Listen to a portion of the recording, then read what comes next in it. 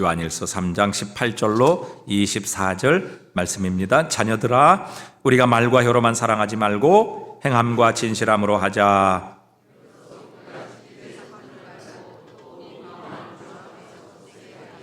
이는 우리 마음이 혹 우리를 책망할 일이 있어도 하나님은 우리 마음보다 크시고 모든 것을 아시기 때문이라.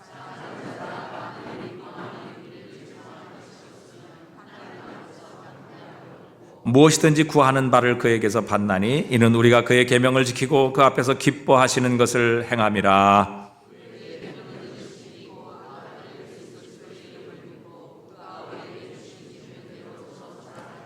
함께 읽습니다. 그의 계명을 지키는 자는 주 안에 거하고 주는 그의 안에 거하시나니 우리에게 주신 성령으로 말미암아 그가 우리 안에 거하시는 줄을 우리가 아느니라. 아멘. 성공하는 사람들, 또 목표를 이루는 사람들을 보면 확신이 있습니다. 확신을 가지지 않은 사람들이 성공하는 예는 거의 없죠. 확신을 가지고 사는 사람, 그렇지 않고 대충 때우며 사는 사람은 눈빛부터 틀리죠. 얼굴을 보면 확신을 가지고 사는 사람은 얼굴의 모습부터 다릅니다.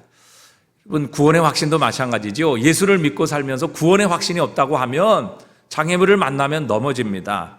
구원의 확신이 없는 사람이 기쁨이 있겠습니까? 그리고 구원의 확신이 없는 사람은 어려운 일을 만나면 늘 두렵습니다. 그 믿음에는 힘이 없죠. 이제 저는 자주 임종하시는 환자를 만나게 됩니다. 꼭 그분들에게 구원의 확신이 있으신지, 또 지금 죽어도 천국 가실 수 있는지 이렇게 여쭤봅니다. 여러분, 많은 분들은 글쎄 가봐야 알지요, 뭐 이렇게 말씀하시는 분도 계시고, 저 같은 사람이 갈 수 있겠습니까? 굉장히 겸손하게 말씀하시는 분도 계십니다. 그러나 사실 이 구원의 확신이 없다고 하면 여러분 평생 신앙생활 한 것 다 헛수고가 될 수 있습니다. 구원의 확신을 가진 사람은 어떤 시련과 또 어떤 장애물이 있을지라도 그것으로 인하여 흔들리지 않습니다. 넘어지지 않습니다. 죽음조차 두려워하지 않게 되는 것이죠. 이렇게 신앙의 확신은 우리의 삶에 큰 능력과 힘을 주는 요소이기도 합니다. 오늘 본문의 말씀은 우리가 어떻게 주님 앞에서 내가 하나님의 자녀인지, 내가 구원받은 그리스도인인지를 과연 확신할 수 있을까? 내가 이 세상에서 정말 구원받아 하나님의 나라로 옮겨진 하나님의 백성임을 나는 무엇을 통해 확신하며 살 수 있을까 하는 것을 우리에게 말씀하고 계십니다. 오늘 본문 18절부터 보면 자녀들아, 우리가 말과 혀로만 사랑하지 말고 오직 행함과 진실함으로 하자, 그렇게 말씀하시고 19절을 보시면 이렇게 말씀하십니다. 이로써 우리가 진리에 속한 줄을 알고 또 우리 마음을 주 앞에서 굳세게 하리니, 우리의 마음을 주 앞에서 굳세게 하리니, 굳세게 한다라는 이 말은 확신을 갖는다, 담대한 마음을 갖는다, 그 말입니다. 우리가 진리에 속한 줄을 알고 또 우리의 마음을 주 앞에서 굳세게 하리니, 확신을 갖는다. 이는 우리 마음이 혹 우리를 책망할 일이 있어도 하나님은 우리 마음보다 크시고 모든 것을 아시기 때문이라, 이렇게 말씀하십니다. 특별히 20절에 있는 말씀, 이는 우리의 마음이 혹 우리를 책망할 일이 있어도 하나님은 우리 마음보다 크시고 모든 것을 아시기 때문이라는 이 말씀은 참 역사 이래로 굉장히 해석하기 어려운 구절로 그렇게 알려져 있고 또 많은 해석들이 있었습니다. 대표적인 두 가지를 말씀을 드려 본다면, 첫 번째는 루터라는 사람을 이 구절을 하나님의 위로의 말씀이다, 이렇게 해석을 했습니다. 우리의 마음속에 책망할 일이 있죠. 여러분, 우리 스스로가 봐도 우리가 얼마나 부족한 사람입니까?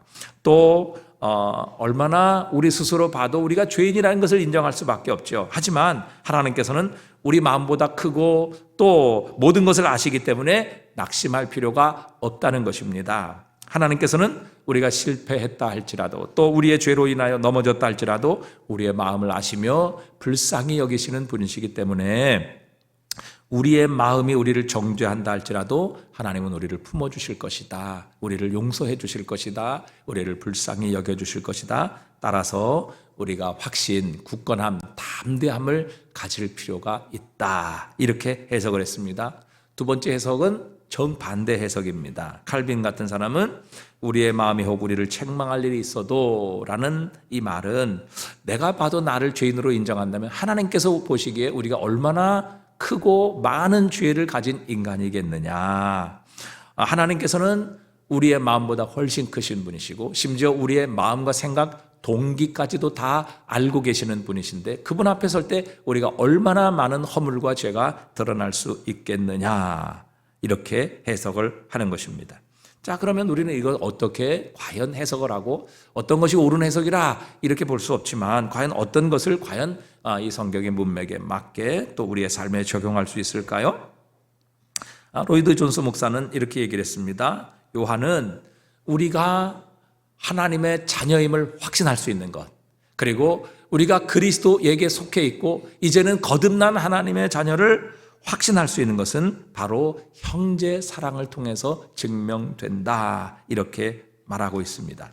내 자신을 책망할 때, 즉 내가 봐도 내가 부족하고 죄인임을 내가 아는데 과연 그런 상황에서 어떻게 내가 하나님의 구원을 확신하며 내가 하나님의 자녀로 거듭났다는 것, 하나님께 속한 하나님의 백성이라는 것을 과연 확신하며 흔들리지 않고 담대히 살아갈 수 있을까? 그래서 우리 자신에게 그렇게 얘기를 하는 겁니다. 그래, 나는 내가 말하는 말에 전적으로 동의한다는 것이죠. 내 스스로가 나를 판단할 때도 내가 부족한 것을 안다는 것이죠. 그리고 그로 인해 슬퍼하고 후회하고 있다는 것입니다.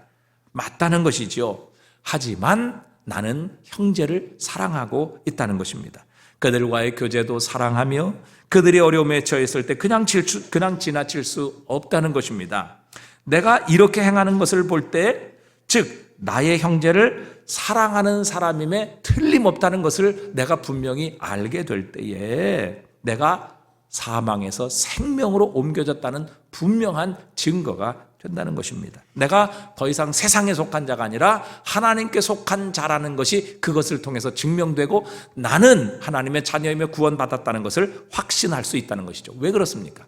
원래 나는 본질상 그러한 사람들을 사랑할 수가 없는 것이죠.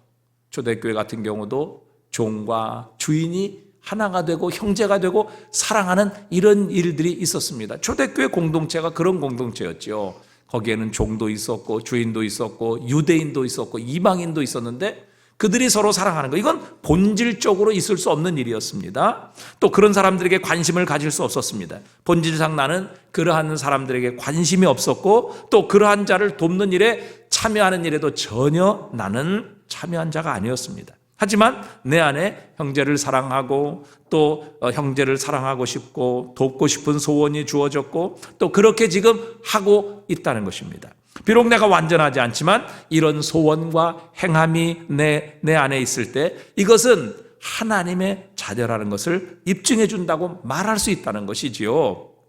따라서 내 안에 형제 사랑하는 이 마음이 있고 그것을 나의 삶으로 실천하는 내 모습을 볼 때 나는 구원받았다. 나는 하나님의 자녀다.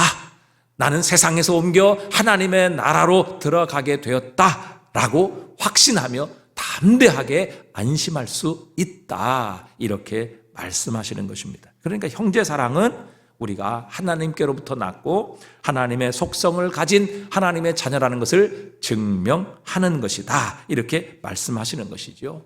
여러분, 우리가 누구에게 속해 있는 사람입니까? 가인입니까? 아벨입니까? 여러분, 가인은 형제 아벨을 사랑한 것이 아니라 오히려 미워해서 그를 살인했습니다. 그런데 그가 미워하고 살인했기 때문에 악한 자가 되었습니까? 아닙니다. 그가 악한 자에게 속해 있었기 때문에 선한 일을 한 아벨을 미워하고 결국에는 그를 살인했다. 성경은 그렇게 밝혀주고 있습니다.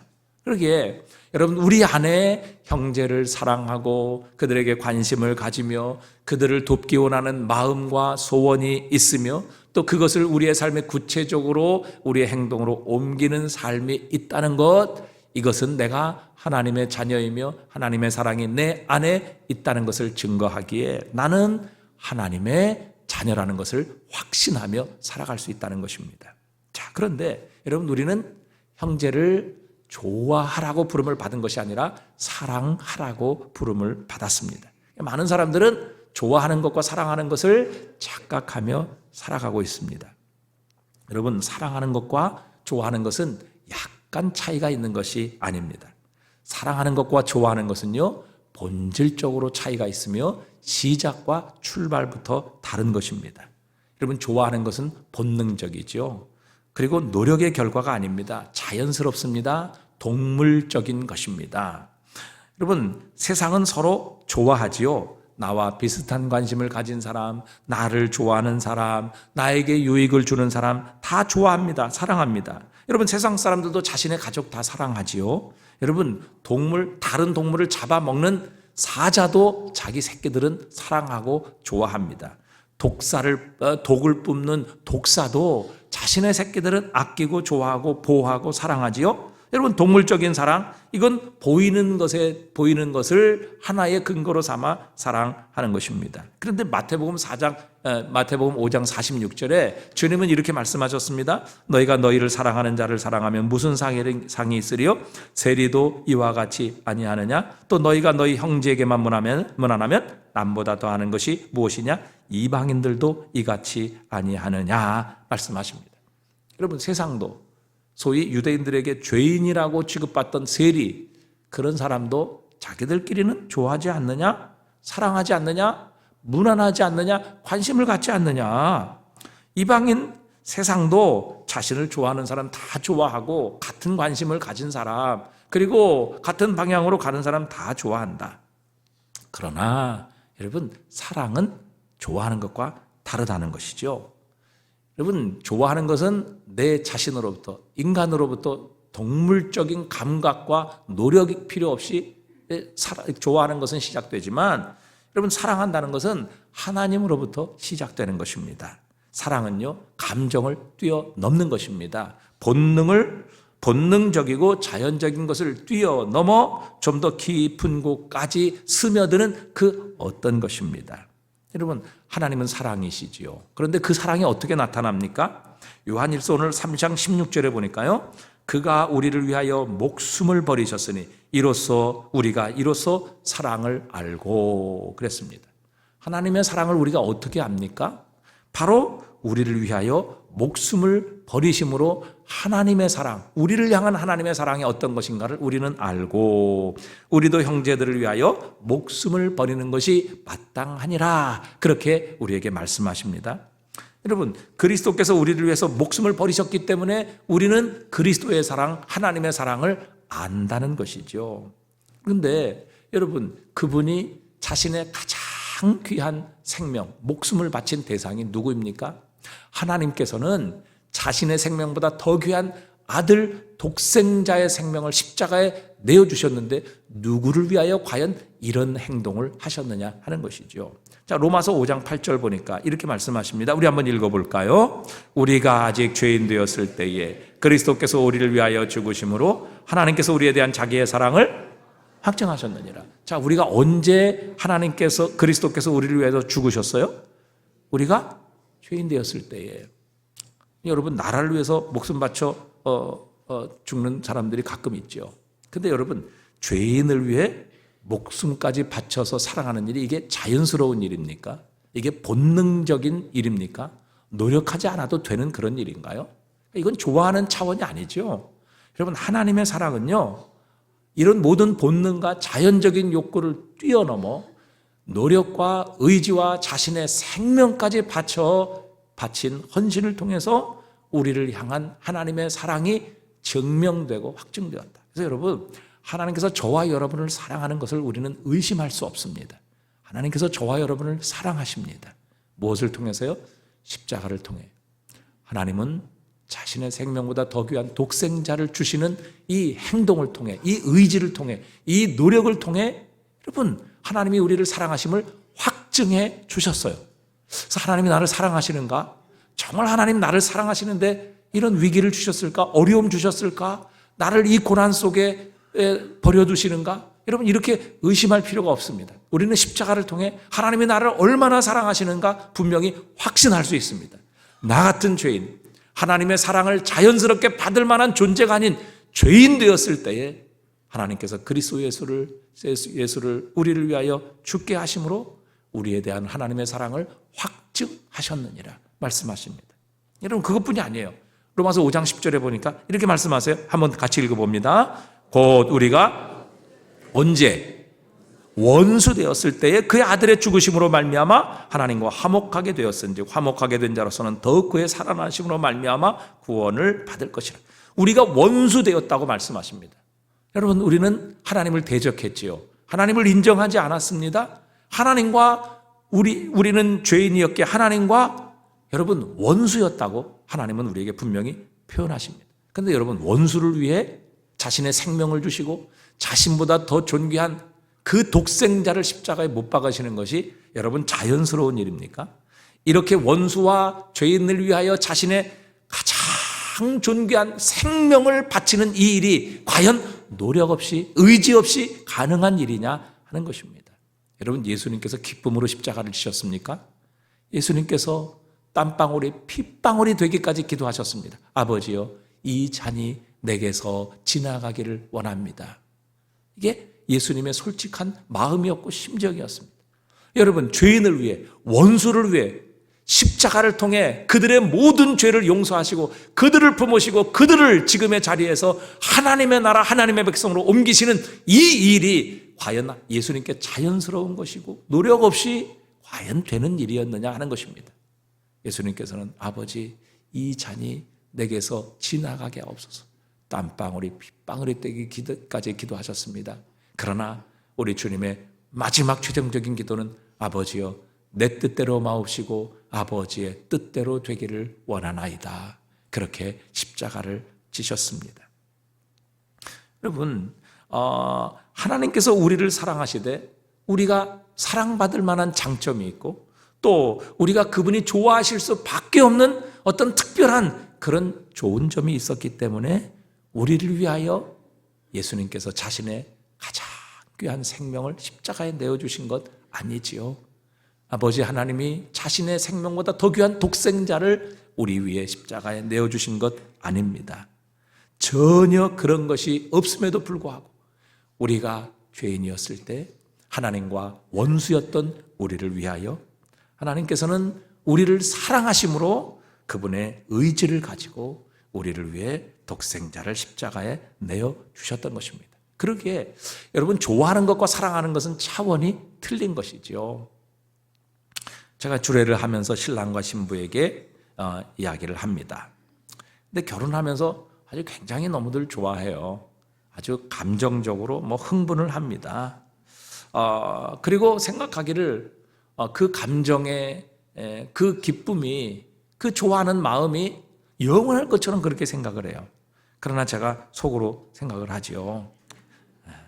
그래 몇 년 가나 보자. 얼마나 가나 보자. 여러분 그런 감정은요 길어야 유효기간이 1년입니다. 통계에 의하면 한 1년 6개월까지도 간다고 그래요. 그러면 그 이후 나머지는 그 왼수와 어떻게 살아야 됩니까? 그럼 어떻게 살아야 돼요? 여러분 사실은 이런 감정이 끝나는 순간부터 진짜 사랑이 시작되는 것이죠. 그때부터는요 의지를 가지고 사랑하는 것입니다. 노력을 가지고 사랑하는 것입니다. 그게 진짜 사랑이죠. 그리고 결혼식 때에 함께 하나님과 모든 증인들 앞에서 서약했던 그 약속을 신실하게 지켜가도록 힘쓰고 애쓰고 노력하고 의지를 가지고 행하는 것, 이게 진정한 사랑이지요. 여러분 저도 결혼한 지가 벌써 30년이 훌쩍 넘었는데 여러분 제가 결혼할 때 그 감정 지금 여전히 갖고 있겠습니까? 갖고 있겠어요? 네, 제가 있다고 말해야지 박살나지 않겠습니까? 집에 가서. 그러나 여러분 의지를 가지고 노력하는 겁니다. 그리고 그렇게 노력을 하고 또 의지를 가지고 순종하면요 감정도 나중에 따라오게 되는 겁니다. 저는 지금도 제 아내 손을 잡으면 찌릿찌릿해요. 여러분 이게 사랑이에요. 그리고 이 사랑은요 나로부터 시작하는 것이 아니라 하나님으로부터 시작하는 겁니다. 여러분 우리의 본능, 우리의 죄성에는요 이기적인 마음이 있기 때문에 절대 이런 사랑 우리에게서 시작되지 않아요. 우리는 그저 좋아할 뿐이죠. 나를 좋아하는 사람, 나에게 잘해주는 사람, 나에게 이익이 되는 사람, 그저 나와 같은 관심을 가지고 있는 사람, 이런 사람들을 좋아할 뿐이지요.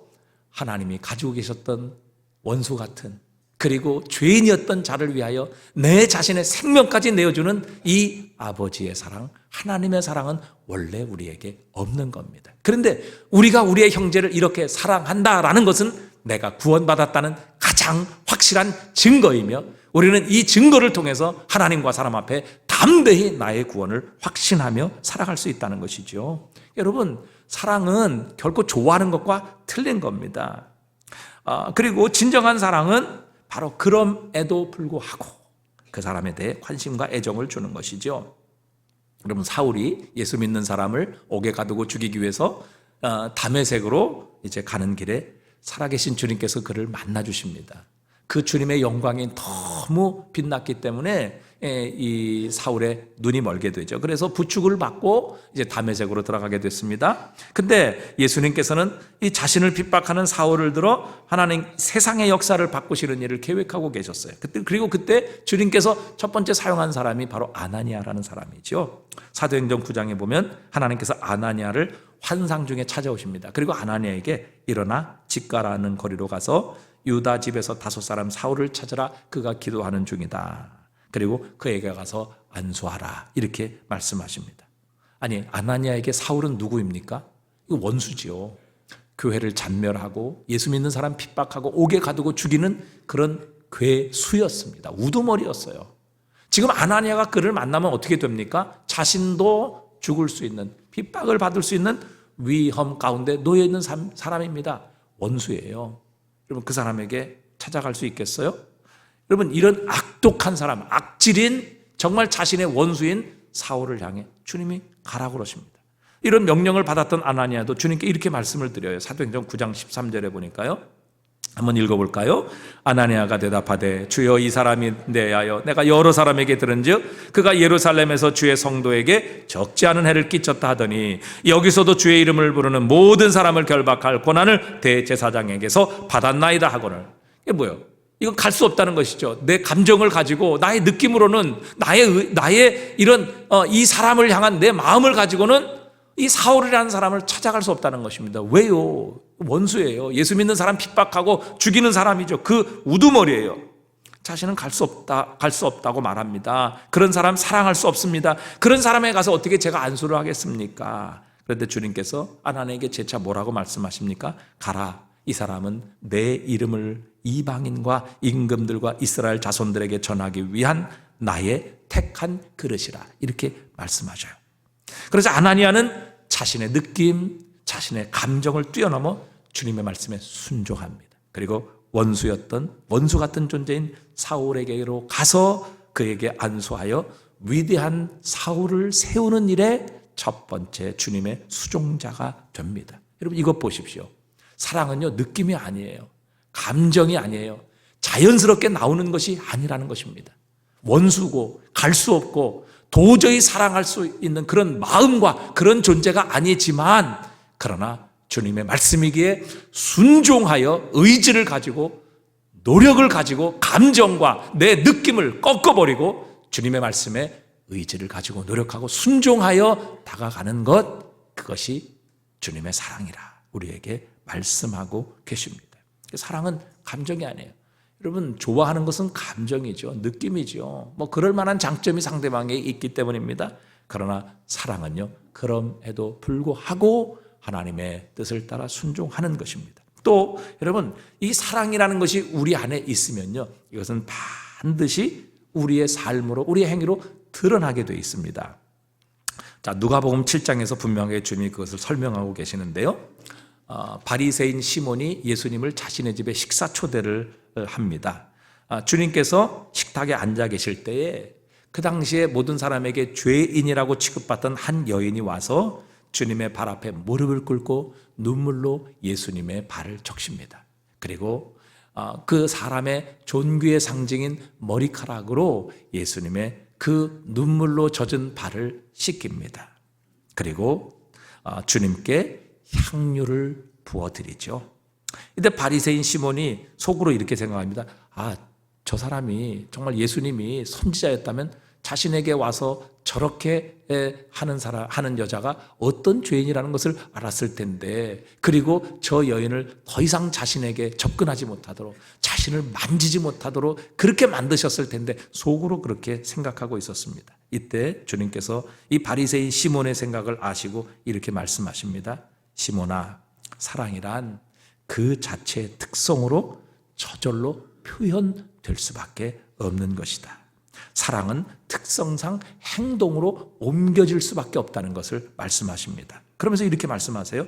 내가 너의 집에 들어올 때에 너는 일반 사람들에게 하는 것처럼 나에게 발 씻을 물도 주지 않았다. 그러나 이 여자는 내가 집에 들어올 때부터 그의 눈물로 내 발을 적셨고 그 머리털로 닦았으며 너는 내게 환영하는 의미로 입맞추지도 않았지만 그러나 이 여인은 내가 들어올 때부터 내 발에 입맞추기를 그치지 아니하였느니라. 너는 내 머리에 그 흔한 감람류를 부어 나를 환영하지 않았지만 그러나 이 여인은 가장 비싼 자신에게 있어서 가장 귀한 향료를 내 발에 부었느니라. 이는 그의 사랑함이 많음이니라. 사함을 받은 일이 적은 자는 적게 사랑하느니라.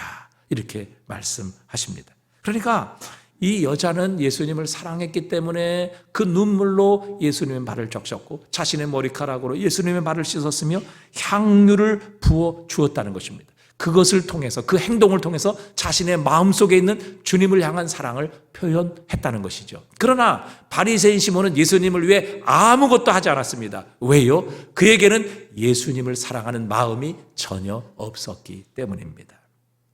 여러분, 사랑이 우리 안에 있다면, 우리가 하나님의 사랑으로 우리의 마음이 가득 차 있다면 여러분, 이 사랑은 반드시 표현되어지게 되어 있습니다. 오늘 18절에도 말씀하시죠. 자녀들아, 우리가 말과 혀로만 사랑하지 말고 행함과 진실함으로 하자, 이렇게 말씀하십니다. 여러분, 우리는 말과 혀로만 사랑할 때가 얼마나 많습니까? 야고보서 2장 16절에도요 이렇게 말씀하십니다. 너희 중에, 우리 한번 읽어보겠습니다. 너희 중에 누구든지 그에게 이르되 평안히 가라, 덥게 하라, 배부르게 하라 하며 그 몸에 쓸 것을 주지 아니하면 무슨 유익이 있으리요? 이와 같이 행함이 없는 믿음은 그 자체가 죽은 것이라. 여러분, 행함이 없는 믿음, 행함이 없는 그 자체가 죽은 믿음인 것처럼요, 행함이 없는 사랑 그 자체도 죽은 사랑일 수밖에 없는 것이죠. 여러분, 행함이 없는 사랑은 사랑이 아닙니다. 그래서 오늘 사도 요한은 계속해서 말하는 것입니다. 자녀들아, 말과 혀로만 사랑하지 말고 행함과 진실함으로 하자. 여러분, 만약에 우리 하나님께서 우리를 말과 혀로만 사랑하셨다, 그래서 독생자를 주시지 않고 아무 일도 하지 않으셨다면 여러분, 어떤 일이 일어났겠습니까?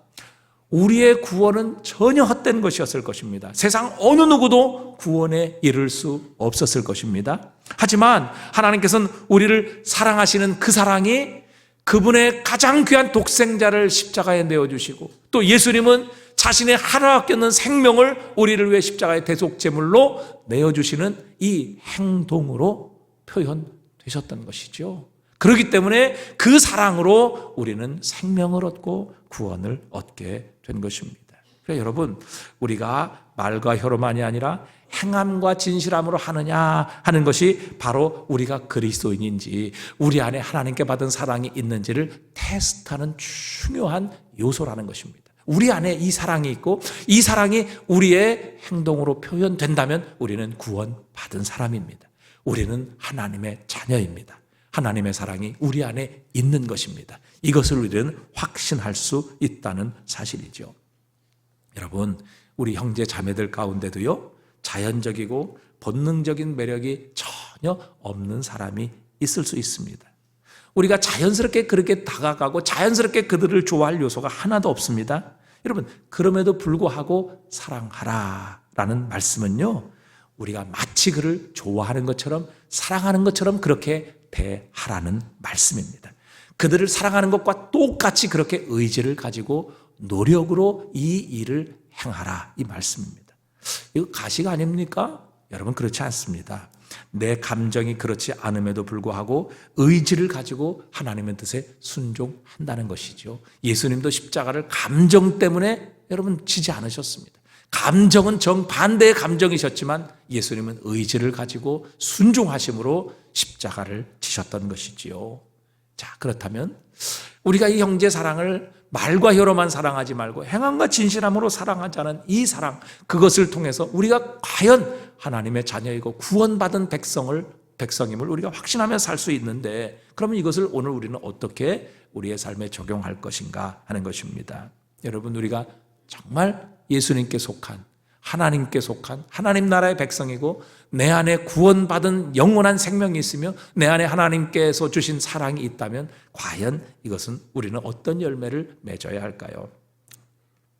예수님께서는 우리의 죄를 용서하시고 우리의 허물을 덮어주시기 위해 자신의 죄 없는 존귀한 몸을 십자가의 대속제물로 드리셨습니다. 그런데 예수님의 십자가는요, 사실 우리가 보기에는 다 무슨 천이나 혹은 치마 같은 것으로 가려져 있지만 사실 예수님 십자가에 못 박으실 때는요, 실올하게 하나 걸치지 않은 벌거벗은 모습으로 예수님은 십자가에 달리셨습니다.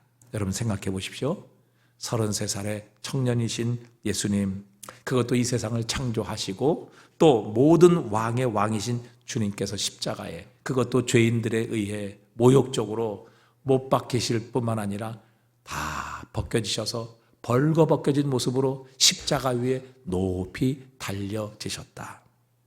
여러분, 얼마나 부끄럽겠습니까? 얼마나 수치스러우시겠습니까? 다 크신 그 33살의 성인이 여러분 십자가 위에 벌거벗겨져서 높이 달려서 모든 사람들이 보는 가운데 예수님이 십자가에 벌거벗은 모습으로 달려 계십니다. 여러분, 오늘 저와 여러분의 죄가 이 뒤에 있는 스크린에 낱낱이 다 보여진다. 그래서 여기 모든 사람들이 내 죄를 지금 보게 되었다. 심지어 내가 마음으로 생각했던 것, 내가 마음으로 품었던 음욕들, 그리고 미워했던 것들, 그리고 남은 전혀 알지 못했던 내 마음속에 있는 이 죄악과 동기까지 여러분 오늘 이 스크린에 모든 성도들이 보는 가운데 한번 그것이 방영되고 상영된다고 해보십시오. 여러분 아마 죽고 싶을 것입니다. 부끄러워서 견딜 수 없을 것입니다. 어느 누구도 다음 주부터는 교회에 나오실 분이 한 분도 계시지 않으실 것입니다. 여러분, 이게 바로 벌거벗은 모습의 수치 아니겠습니까? 여러분, 우리의 죄악이 하나도 감춰지지 아니하고 다 드러나게 되었다. 어느 누구도 아마 그 부끄러움 때문에 살아갈 수 있는 사람은 한 사람도 없을 것입니다. 예수님께서 왜 십자가 위에서 벌거벗겨져서 그 33살에 하나님이신, 죄 없으신, 전혀 그런 일을 당하실 일이 없으신 완전하신 주님께서 그런 부끄러움과 수치를 당하셔야만 했습니까? 그 이유는요, 우리의 죄가 드러날 때 우리가 당해야 될 수치, 우리가 받아야 될 그 모든 부끄러움을 우리 주님 가리워 주시기 위해서입니다.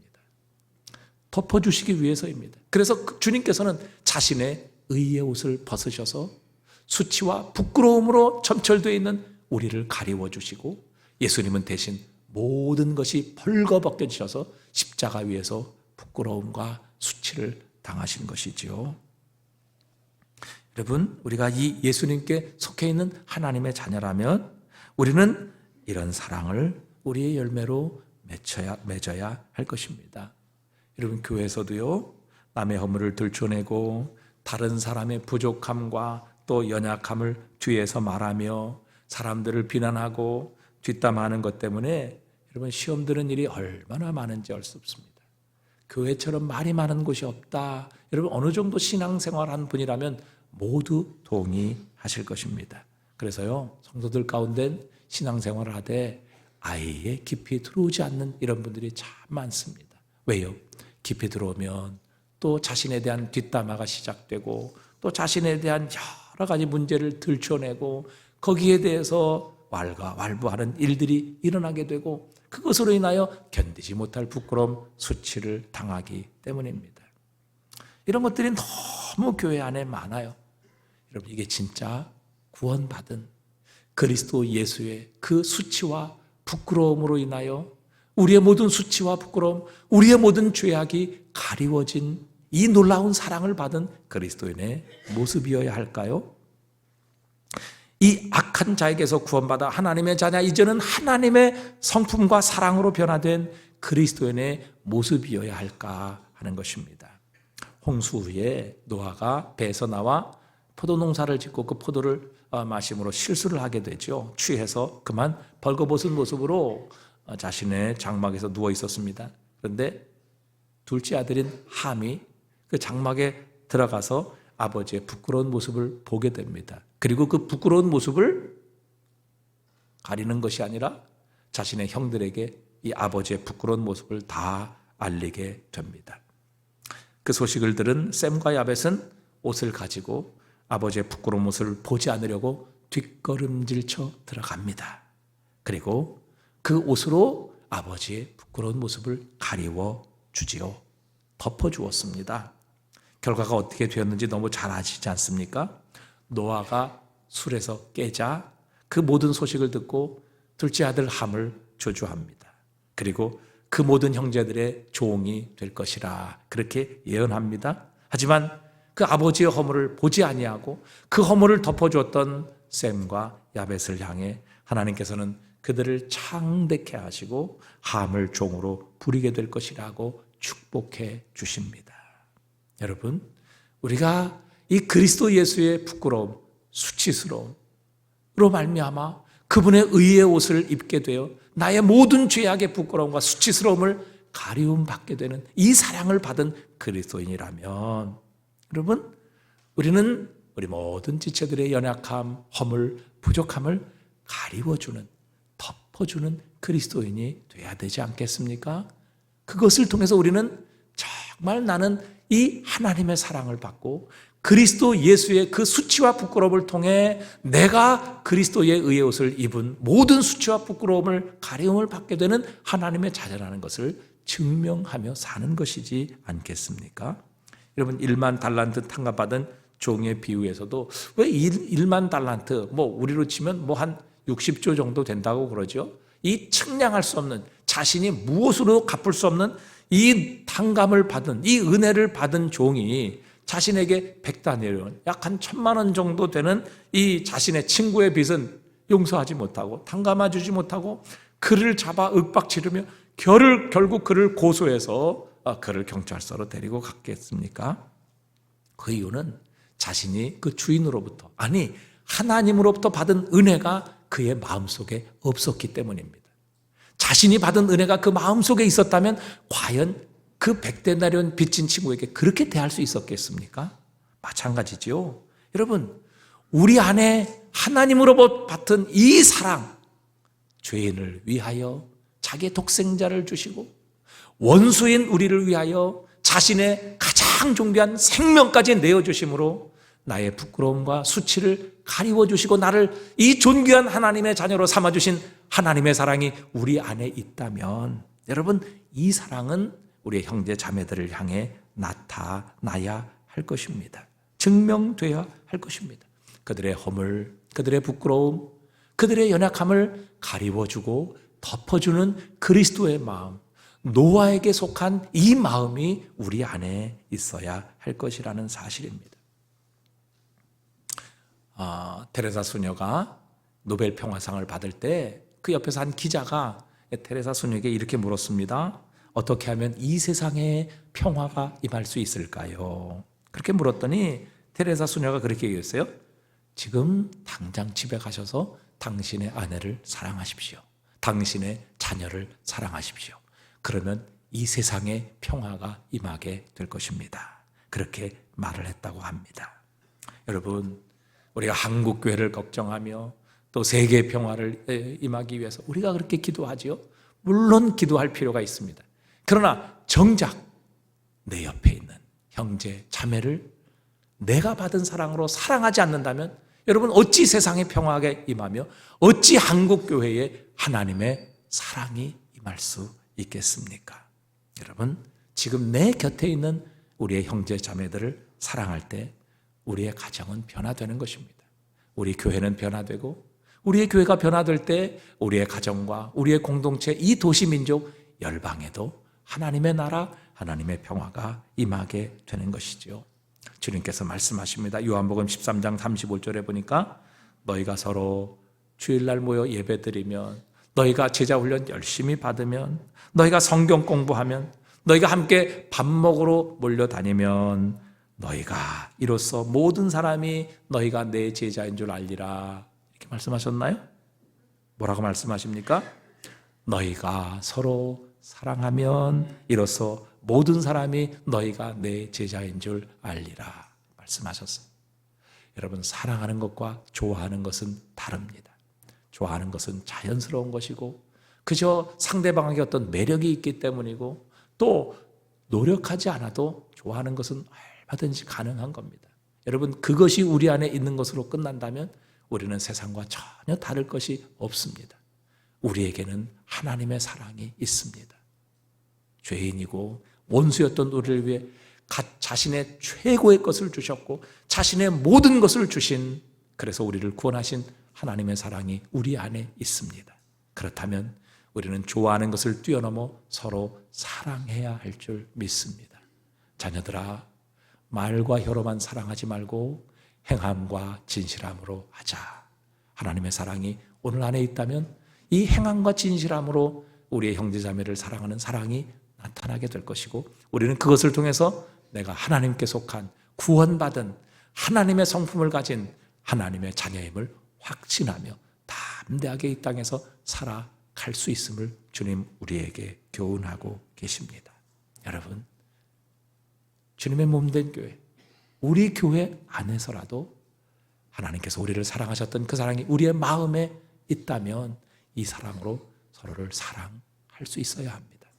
더 이상 허물, 연약함, 부족함을 이야기하지 말고 주님께서 우리를 사랑하시고 덮으시기 위해 자신이 부끄러움과 수치를 온몸에 받으셨던 그 사랑, 그 사랑이 그 사랑으로 우리의 형제 자매들을 사랑할 수 있는 공동체가 된다면 우리는 세상과 구별될 것이고 내가 하나님의 자녀로 구원받았다는 것을 확신하며 담대하게 살 수 있을 것이며, 세상은 비로소 우리를 보고 하나님의 자녀구나, 구원받았구나, 주님의 제자구나 하는 것을 인정하게 될 것이다. 우리에게 말씀하셨습니다. 여러분, 좋아하는 것을 뛰어넘어 서로 사랑하십시다. 허물을 덮어주고 연약함을 채워주고 그저 말과 혀로만 사랑하는 것이 아니라 우리 형제 자매들의 어려움과 고통과 아픔을 볼 때마다 우리 안에 있는 하나님의 사랑, 우리가 이미 체험하고 받은 이 하나님의 사랑이 우리의 행동으로, 우리의 삶으로 드러나 내가 하나님의 구원받은 자녀이며 거듭났다는 것, 하나님의 성품이 내 안에 있다는 것을 드러내고 나타내 보임으로 우리가 구원받은 하나님의 자녀라는 것을 담대히 확신하고 이 땅에서 흔들리지 않는 믿음의 삶을 사시는 저와 여러분 되시기를 주님의 이름으로 축복합니다.